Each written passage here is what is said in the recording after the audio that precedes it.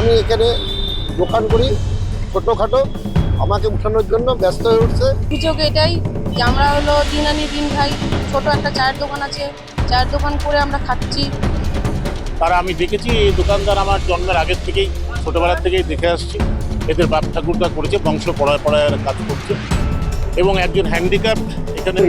না, ব্যাপারটা আমি অফিসিয়ালি এখনো জানি না। আমি অফিসিয়ালি জানলে নিশ্চয়ই প্রতিক্রিয়া দেবো এবং আমি নিশ্চয়ই এই ব্যাপারে সিদ্ধান্তের জায়গায় যাবো। বিনা নোটিশে পূর্ত দপ্তরের জায়গা থেকে ক্ষুদ্র ব্যবসায়ীদের উচ্ছেদের সিদ্ধান্ত গ্রহণের অভিযোগ। রায়গঞ্জের আশাটকিজ মোড় সংলগ্ন পূর্ত দপ্তরের জায়গায় টেন্ডার নোটিশকে ঘিরে বিক্ষোভে সামিল হলেন হকার এবং ক্ষুদ্র ব্যবসায়ীরা। উদ্দেশ্য প্রণোদিতভাবে শুধুমাত্র একটি জায়গাকে বেছে নেওয়া হয়েছে এমনই অভিযোগ তুলে সরব হলেন অস্থায়ী দোকানদার সহ স্থানীয় জনপ্রতিনিধিরা। শনিবার তারা আশাটকিজ মোড়ে বিক্ষোভ প্রদর্শন করেন।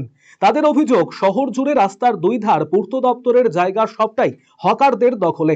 পূর্ত দপ্তর কোথাও সরকারি জায়গা দখলমুক্ত না করে শুধুমাত্র আশাটকিজ মোড়ে 200 মিটার জায়গায় 20টির মতো দোকান রয়েছে, যে দোকানগুলিকে তুলে দেওয়ার চেষ্টা করছে বলে ক্ষুদ্র ব্যবসায়ীরা জানিয়েছেন। বিশেষ কাউকে সুবিধে পাইয়ে দিতে এই পদক্ষেপ নেওয়া হচ্ছে বলে অভিযোগ তাদের। অবিলম্বে সম্পূর্ণ শহরকে দখলমুক্ত করতে হবে এবং পুনর্বাসন দিয়ে তারপর তাদেরকে সরাতে হবে বলে দাবি তাদের। আমি এখানে দোকান করি ছোটোখাটো, আমাকে উঠানোর জন্য ব্যস্ত হয়ে উঠছে। আমার মা আছে, আমার ছেলে আছে, আমার বউ আছে। আমি দীর্ঘদিন ধরে, প্রায় বাবার থেকেই দোকান, দীর্ঘদিন ধরে দোকান করে খাচ্ছি। এখন যেটা নানা উঠায় বা আমার কোনো পরিকল্পনা করে তার জন্য ব্যবস্থা করা হয়, এটাই আমি চাচ্ছি। পিডব্লিউডির তরফ থেকে কোনো নোটিশ দিয়েছে? আমাদেরকে কোনো নোটিশ দেয়নি। বিনা নোটিশে এভাবে কি উঠে দিতে পারে? সেটা তো আমি বলতে পারবো না। এরা কেউ কারো স্বার্থে করে যাচ্ছে এরকম। এর আগেও একবার আসছিল লোকজন, যখন আমি দোকান ঠিক করি তখন দোকানে প্রচুর লোক এসে অত্যাচার করে। কোনোভাবে তাকে বাঁচানো হয়েছে, ভয় দেখাচ্ছিল, এরকম করতে থাকে। জোর করে যদি তার জন্য, জোর করে ওঠানোর জন্য আমি লোক ডাকবো, আমি প্রশাসনকে জানাবো, আর কাউন্সিলরকে জানাবো, তারা ব্যবস্থা করবে। অভিযোগ এটাই যে আমরা হলো দিন আনি দিন খাই, ছোট একটা চায়ের দোকান আছে, চায়ের দোকান করে আমরা খাচ্ছি। আমাদের ছোট মোটো সংসার আছে, ওটা দিয়ে চলে যাচ্ছে। আমাদেরকে তুলে দিলে আমরা কোথায় যাব? আমাদের পেটে তো লাথি পড়ে যাবে। আমাদের ছেলে মেয়ে আছে, তাদের ভবিষ্যৎ আছে, আমরা কোথায় যাব? আমাদের কোনো একটা ব্যবস্থা না করে দিয়ে আমাদেরকে তুলে দিতে পারবে না। আমাদের এটাই অভিযোগ। আপনার দোকানটা কোথায়? এই সামনে হাবিবসের উল্টা পাশে। কি মনে হয় আপনাদের তুলে দেওয়ার পেছনে কোনো অফিসিয়াল? হ্যাঁ, কোনো চক্রান্ত তো চলছেই। চক্রান্ত না চললে পরে তো এই দুদিন পর পর এই খবর সেই খবর, অনেক রকমের খবর আসতেছে।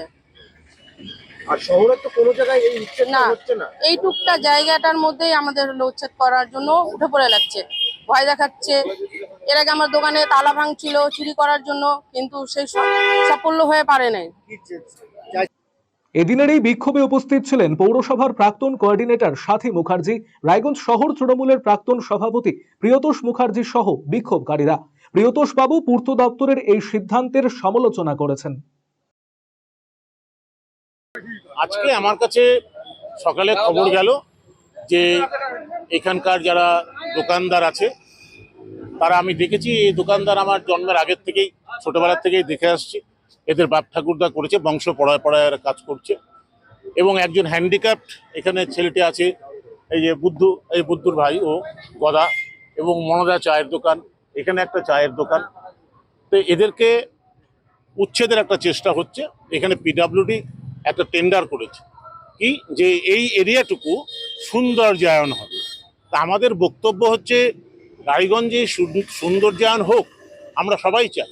সেটা আমরা জানি রায়গঞ্জ শহর উত্তর থেকে দক্ষিণ হোক না, শিলিগুড়ি মোড় থেকে একদম দক্ষিণ কসবা মোড় পর্যন্ত, বা কসবা মোড় পর্যন্তকে শুরু করে শিলিগুড়ি মোড় পর্যন্ত, শুধু এইটুক জায়গা কেন, কার স্বার্থে এটা করা হচ্ছে?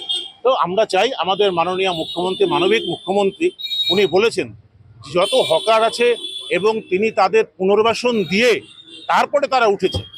ওনার যে এই দৃষ্টান্ত, ওনার এই মানবিক মুখ দেখে আমরা সবাই অলুপ্ত এবং আমরা চাই যে মুখ্যমন্ত্রী যেটা চান সেই জন্যই তাদেরকে কোনো পুনর্বাসনের ব্যবস্থা করে তাদের হকার উচ্ছেদ হোক। একটা জায়গায় উচ্ছেদের মানে দোকানে উচ্ছেদের সাথে সাথে দেখা যাচ্ছে আপনাদের এখানে একটা পার্টি অফিসেও আছে। হ্যাঁ, পার্টি অফিস আছে, সেখানে পার্টি অফিস থাকতে পারে। এখন সেই পার্টি অফিস নেই, এখন একটা ক্লাব ঘর হয়েছে, পার্টি অফিস নেই। সেটা উন্নয়নের স্বার্থে তারা উঠে যাবে, ভেঙে দিবে, সেই উন্নয়নটা হোক না।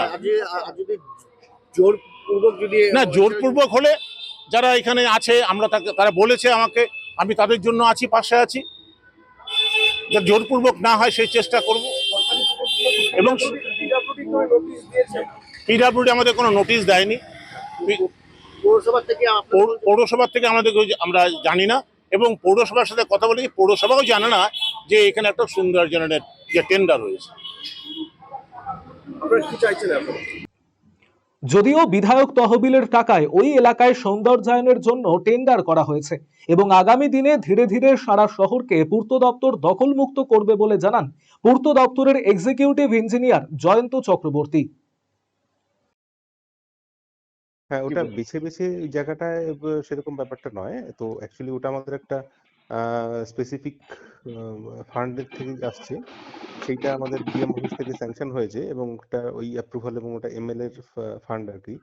এবার ওইখান থেকে আমরা যেহেতু শিলিগুড়ি মোড় থেকে কস্তা অব্দি ওইখানটা অনেকটাই রয়েছে এবং সেটা আস্তে আস্তে আমাদের প্রপোজাল আছেই, কিন্তু সম্পূর্ণ করতে গেলে তো প্রচুর ফান্ডের দরকার। তো এইবার যতটুকু ফান্ড সেটুকু আমরা একটা ছোট্ট পিন পয়েন্টেড ইয়েটা পেয়েছি এবং সেই অনুযায়ী আমাদের জিনিসটাকে মানে ওরকম প্ল্যানিং হয়েছে আর কি। এরকম ভাবে কোনো ভাবার কোনো কারণ নেই যে ওটা একদম ওই স্পেসিফিক একদম ওইখানটাই করবো আর অন্য কোনো জায়গাতে হাত দেবো না, এরকম ব্যাপারটা নয়। ওটা আসলে ফান্ড ক্রাঞ্চের জন্য আস্তে আস্তে জিনিসগুলোকে প্ল্যানিং করা হচ্ছে আর কি।